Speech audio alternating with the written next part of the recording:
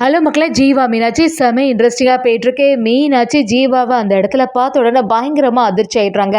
அதே சமயத்தில் அப்பத்தா மீனாட்சி எதிர்த்து நிற்கும் போது நம்ம ஜீவா மீனாட்சிக்கு ஆதரவாகவே இருக்காங்கன்னே சொல்லலாம். வீடியோக்குள்ளே போகிறக்கு முன்னாடி நம்ம சேனலுக்கு சப்ஸ்கிரைப் பண்ணுங்க, அப்படியே பக்கத்தில் இருக்க பெல் ஐக்கனை கிளிக் பண்ணுங்க. அப்போ தான் நான் போடுற வீடியோலாம் உங்களுக்கு நோட்டிஃபிகேஷனாக வரும். அப்பத்தாவும் மீனாட்சி கிட்ட என்ன நீ தரக்கூடிய இந்த செயினை வச்சு தான் என்னோட வீட்டை மீட்டு எடுக்கணும் அப்படின்னு அவசியமே இல்லை, என்கிட்ட வந்து இப்படிலாம் செய்துட்டு இருக்காத அப்படின்னு சொல்லிட்டு மீனாட்சி திட்ட ஆரம்பிக்கிறாங்க. அதுக்கு மீனாட்சியும் என்னோட அக்காவோட வீட்டுக்கு ஒரு ஆபத்து வந்ததுன்னா அது எல்லாருக்குமே சமம் தானே, இனிமே நீங்களும் என்னோட குடும்பம் தான், அதனால இந்த செயினை வாங்கிக்கோங்க அப்படி சொல்லும்போது அப்பத்தாவும் இத்தினோண்டு ஒரு செயினை கொடுத்துட்டு இந்த வீடே உன்னோட அக்காவோடது அப்படின்னு சொல்லிடுவே போல அப்படின்னு சொல்லிட்டு சத்தம் போட ஆரம்பிக்கிறாங்க. எங்க அந்த கடைசியில் உள்ளவன் எங்க தான் போனானோ அப்படின்னு சொல்லிட்டு தேடும் போது நம்ம ஜீவா கரெக்டாக அந்த இடத்துல வந்து நிற்கிறாங்க. நம்ம ஜீவாவை மீனாட்சி அந்த இடத்துல எதிர்பார்த்துருக்கவே மாட்டாங்கன்னே சொல்லலாம்.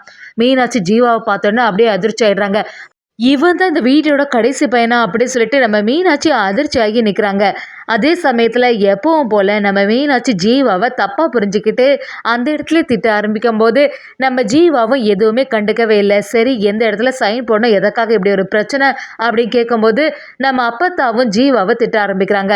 அந்த ஆஃபீஸர்ஸும் உங்களுக்குள்ள பிரச்சனை இல்லை அப்புறமா வச்சுக்கோங்க, ஃபர்ஸ்ட்டு வந்து எங்களுக்கு பணத்தை தர வேண்டிய வழியை பாருங்க, அப்படி இல்லைன்னா இந்த வீட்டை நாங்கள் பூட்ட தான் போகிறோம் அப்படின்னு சொன்ன உடனே நம்ம அப்பத்தாவும் நாங்கள் எப்படியாவது பணத்தை புரட்டி தந்துடலாம், அதுக்காக இந்த வீட்டையெல்லாம் போட்டாதுங்க அப்படி சொல்லும்போது இந்த மீனாட்சியை முறையாக எங்கள் அக்காவும் மாமாவும் இந்த வீட்டுக்கு வந்திருக்காங்க. அந்த சமயம் பார்த்து வீடு பூட்டுனா அது சரியே வராது, தயவு செய்து நான் சொல்கிறத கேளுங்க அப்படின்னு சொல்லிட்டு அந்த நகையை கொடுக்குறாங்க. இதெல்லாம் பார்த்துட்டு இருந்த தேன்மொழிக்கு பயங்கரமாக வருத்தாங்குது. மீனாட்சி நீ எதுக்கு இதெல்லாம் செய்கிற, பார்த்துக்கலாம் அப்படி சொன்னாலுமே நம்ம மீனாட்சி கேட்குற மாதிரி இல்லை. சுமதியும் சரி வாங்கிக்கோங்கன்னு சொல்லிடுறாங்க.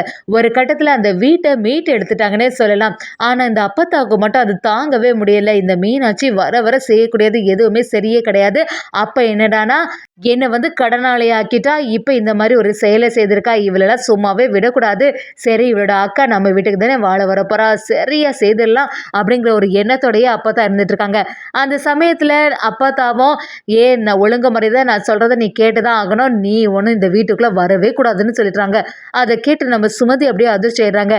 உன்னோட அக்கா நல்லபடியாக இந்த வீட்டில் வாழணும்னு நினச்சேன்னா நீ வந்து இந்த வீட்டுக்குள்ளே இப்போ வரக்கூடாது அப்படின்னு சொல்லிட்டு சத்தம் போடும்போது நம்ம ஜீவாவும் அப்பத்தாவை எதிர்த்து என்ன அப்பத்தா நீ பேசிட்டு இருக்க, அவங்க வந்து அவங்க மதினியோட தங்கச்சி தானே, அவங்க எப்படி வீட்டுக்குள்ளே வராமல் இருக்க முடியும், கண்டிப்பாக அவளை வந்து வீட்டுக்குள்ளே விடணும் அப்படி சொல்லும்போது அப்போ தவண்டே நீ என்னை எதிர்த்து பேச ஆரம்பிச்சிட்டியா, என்னை பொறுத்த வரைக்கும் நீயும் அவளும் ஒன்று தாண்டா, 2 பேருமே உதவகரதா, 2 பேருமே வாழ்க்கையில் முன்னேறவே போகிறதில்ல அப்படிங்கிற மாதிரி அப்பத்தான் பேச ஆரம்பிக்கிறாங்க. அதை கேட்ட மீனாச்சும் இப்போ என்ன நான் அவங்க இந்த வீட்டுக்குள்ளே வரக்கூடாது அவ்வளோதானே, நான் வரலை, என்னோட அக்காவோட இந்த சடங்குகள் எல்லாமே நல்லபடியாக நடக்கட்டு அப்படின்னு சொல்லிட்டு நம்ம மீனாட்சி ஒதுங்கி நிற்கிறாங்கன்னே சொல்லலாம். அதை பார்த்த ஜீவாவும் எதுக்கு இந்த மீனாட்சி இப்படி பண்ணிட்டு இருக்கா, இந்த அப்பத்தாவை தான் சரியாக வெளுத்தெடுக்கணும் அப்படிங்கிற மாதிரி யோசனையில் இருக்காங்க.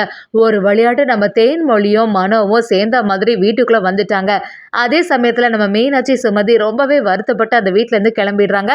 நம்ம தேன்மொழியும் சரி வீட்டுக்கு முறையாக வந்திருக்க மருமகனால விளக்கேற்றணும் அப்படிங்கிற ஒரு எண்ணத்தோட நம்ம ஜீவோட அம்மா இருக்கும்போது அப்படியே அப்பத்தா கிட்ட சொல்கிறாங்க. அவங்களும் இது ஒன்று தான் இப்போ குறை, கண்டிப்பாக அவனால் வச்சு ஒன்றும் விளக்கேற்றவே முடியாது, இவ என்னைக்கு வந்தாலும் அன்னிலேருந்து பிரச்சனையாக தான் இருந்துகிட்ருக்கு, இந்த மாதிரி செயலை செய்யவே முடியாதுன்னு சொல்லிடுறாங்க. இதை பார்த்துருந்த நம்ம ஜீவாவுக்கு அதிர்ச்சி ஆயிடுறது. என்ன மதினி முறையாக வீட்டுக்கு வந்திருக்காங்க, இப்படிலாம் செய்துட்ருக்காங்களே, இது சரியே இல்லையே, இந்த அப்பத்தாவை ஏதாவது ஒரு வழி பண்ணணும்னு சொல்லிட்டு ஒரு ஐடியா பண்ணி அப்பத்தாவுக்கு ஃபோன் வர மாதிரி இருக்குது. அந்த ஃபோனில் நம்ம ஜீவாவோட ஃப்ரெண்ட்ஸே பேசுகிறாங்க. இந்த பாருங்கள், நீங்கள் எனக்கு ஒரு கையெழுத்து போடணும், வீட்டை இப்போ தானே மீட்டு இருக்கீங்க, அது சார்பாக கையெழுத்து போட நான் சொன்ன இடத்துக்கு வந்துடுங்கன்னு சொல்லிடுறாங்க.